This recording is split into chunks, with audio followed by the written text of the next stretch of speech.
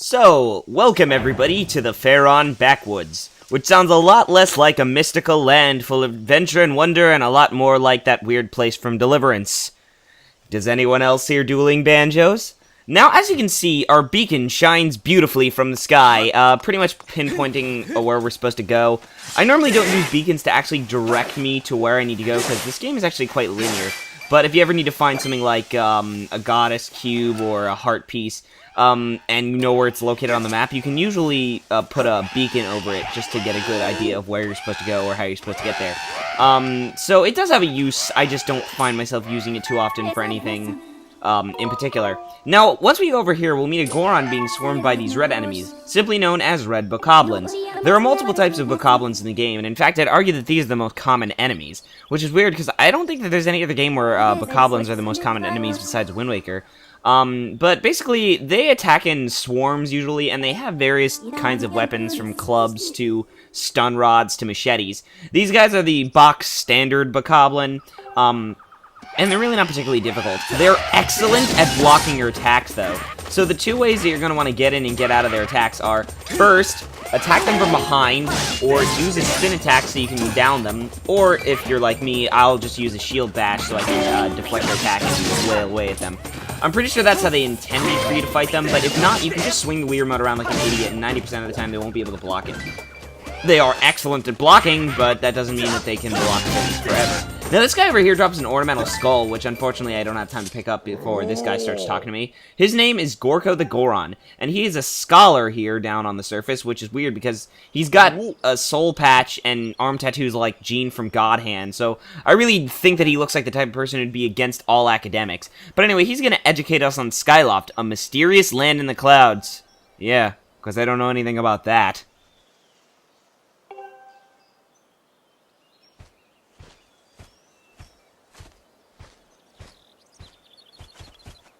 Hey!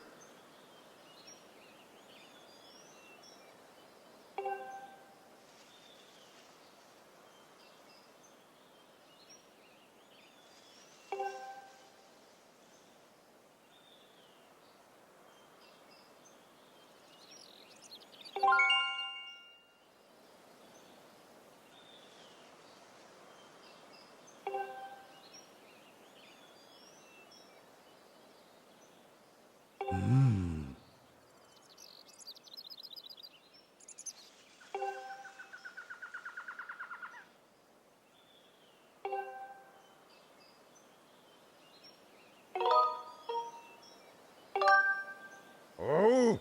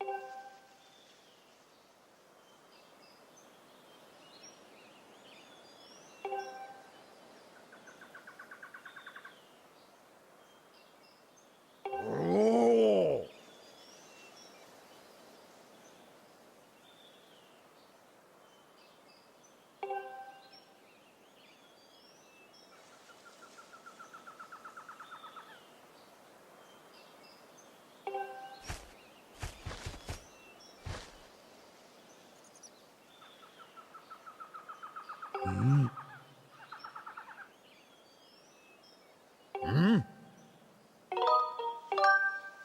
Ooh.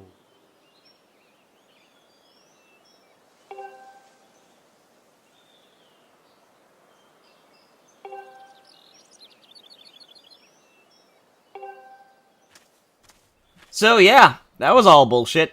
Which is kind of funny because that's exactly how we think ancient civilizations like the Mayan people or the Aztec people seem to live, that they had magical abilities that we don't have, despite the fact that we've advanced in technology far beyond them and also have all of the, you know, proper materials to construct any of those mystical earth cures that they seem to have in our pop culture.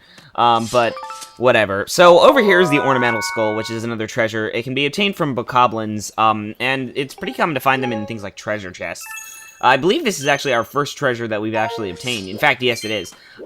Which is funny because we should have obtained another kind of treasure much earlier. Now, if you go over to these bird statues, you can see that we have a few options, all the regular ones, but on the surface you'll have to the sky, which will allow you to go to the sky. As long as you check out the bird statue, you can teleport to the sky from anywhere, but also, once you return to the surface, you won't have to go through all of this area. For example, I can land right here in the backwoods, as long as I examine the bird statue to begin with. So it's very important that every bird statue you come by, you examine.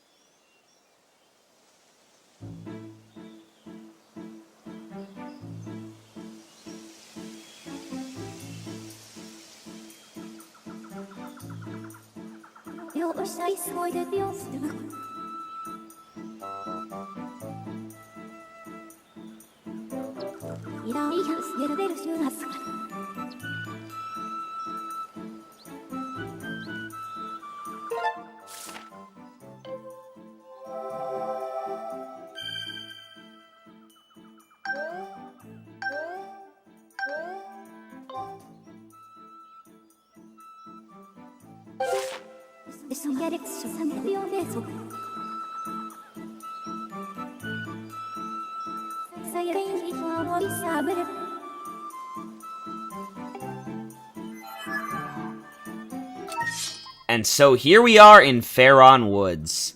Yep, Faron Woods. It's kind of funny that the furthest along in the Zelda timeline, at least of the Ocarina of Time, I believe it's the Childhood Path timeline, this is the name of that area. It definitely shows how much Twilight Princess is still in our conscious. And also, you might have noticed a large tree over there. That has absolutely nothing to do with anything. It's just a very big tree. I was actually quite upset to see that it wasn't the Great Deku Tree, or some sort of Great Deku Tree incarnate, because as it currently stands, we have no idea of its origins. I don't know if it's explained in the origin of the Oracle of Ages or Seasons games, because, to be honest, I haven't played those in a long time, and I'm not a huge fan of them. But, yeah, if they are, I would never know. Now, if you check out your dowsing reading, you'll notice that this little green creature over here seems to elicit a massive dowsing rating, you know, whenever you have it on Zelda, which is very odd, because clearly it's not Zelda. Unless, of course, it's some sort of Spirit Tracks-like plot, and that totally is Zelda, and we just have no clue. But if you go over there and examine the thing, yep, apparently it's Zelda, so I guess we'd better talk to it. So when you do, this is what you get.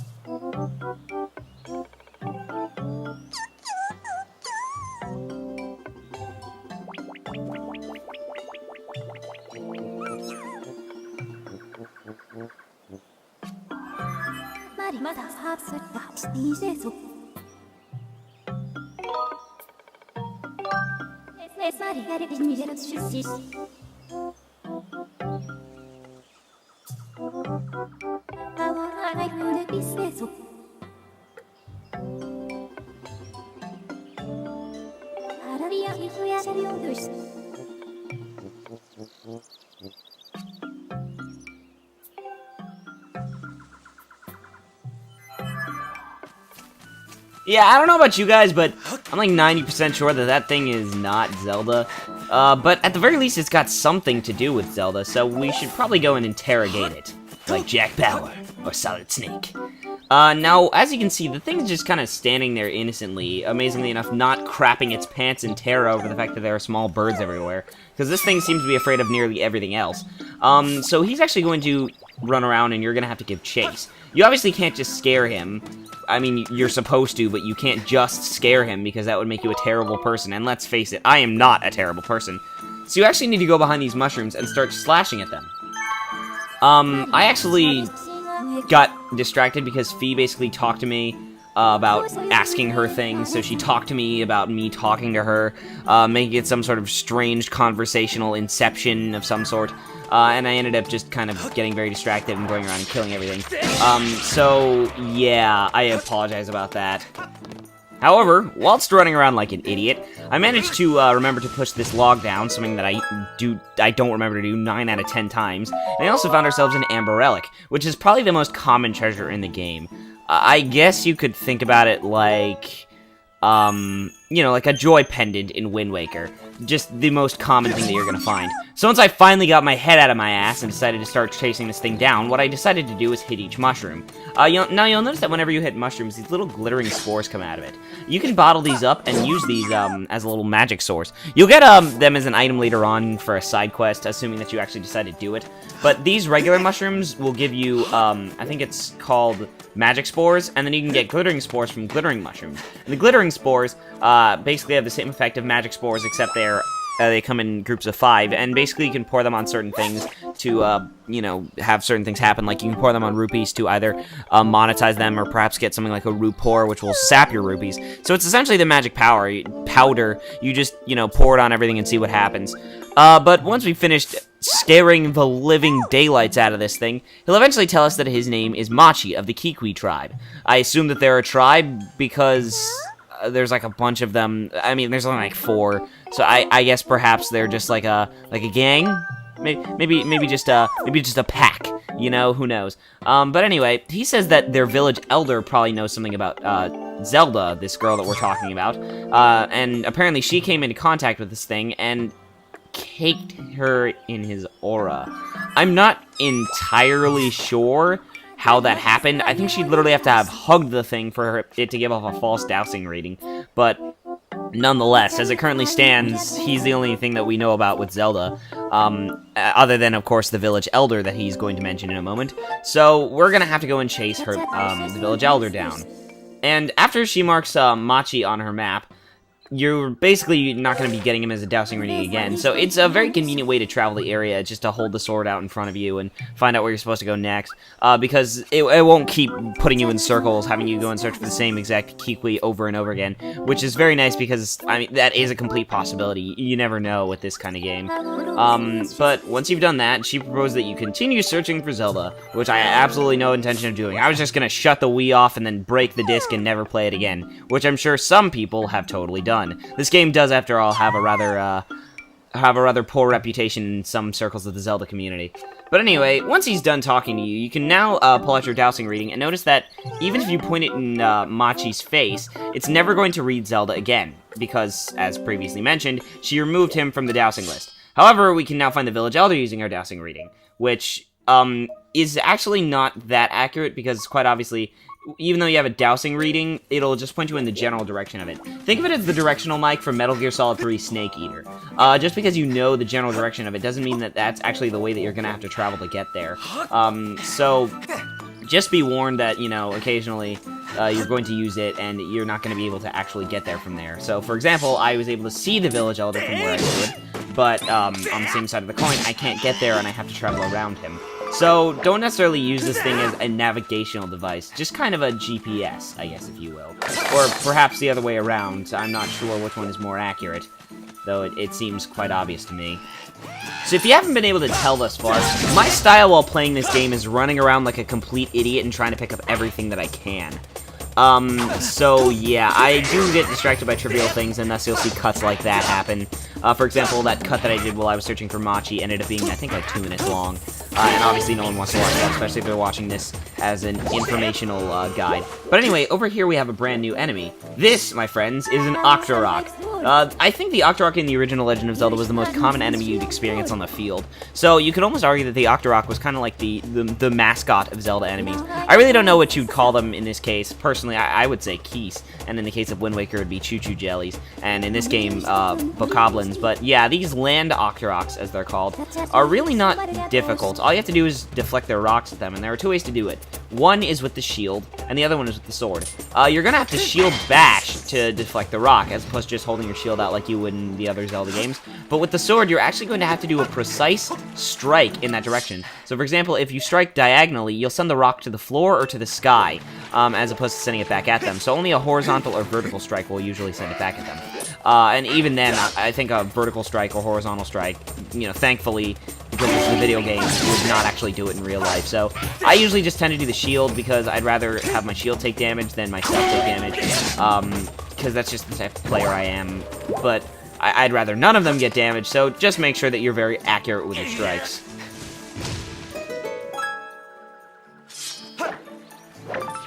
Now, despite the fact that I've already utilized the function a small number of times, Fi now decides to tell me that I can analyze enemies if I lock on and press the down button. It's very interesting that they decided to save it for this long. I feel like it's almost an idiosyncrasy of Nintendo, where they'll just withhold information that you could use at a certain period of time for as long as humanly possible, and just see what you do with it.